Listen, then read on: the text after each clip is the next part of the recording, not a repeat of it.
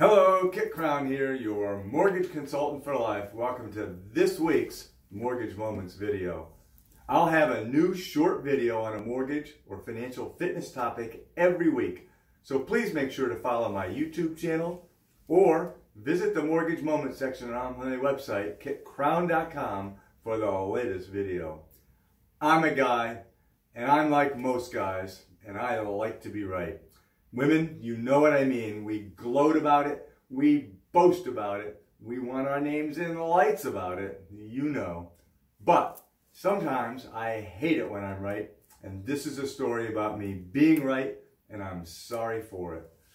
I work with a lot of first-time home buyers, and many of them are young couples who are taking a great big step forward in their journey by buying a home together.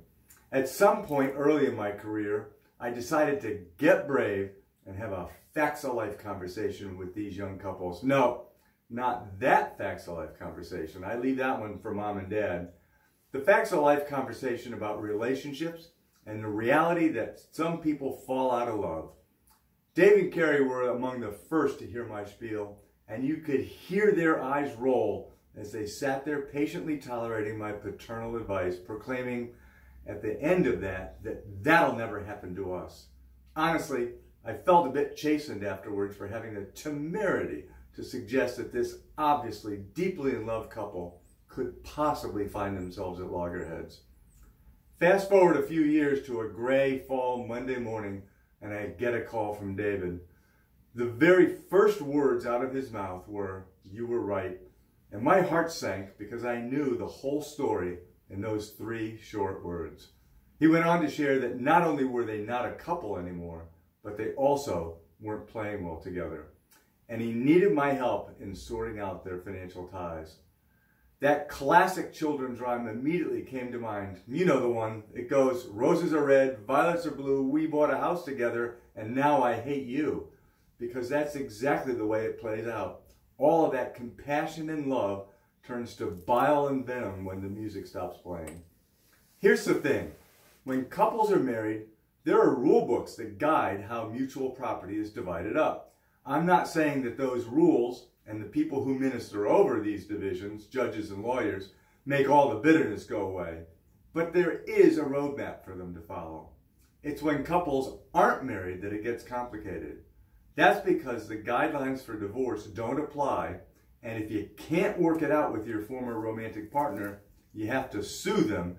And that's when it goes atomic and gets expensive. And the boat doesn't get rocked, it goes straight to the bottom. My facts of life advice then and now is that unmarried couples should have a simple, inexpensive, easy to prepare agreement drawn up that spells out what happens if that'll never happen to us event does in fact happen. It's usually called a buy-sell agreement, and what that does is take this huge and enormously volatile topic out of the cauldron of disappointment and hurt, and it provides both parties with a roadmap for untangling their financial affairs.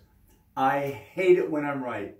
It has happened so many times since Dave and Kerrie, and when these couples haven't listened to my advice, it has almost always turned into a lose-lose situation that branded each of their hearts with bitterness.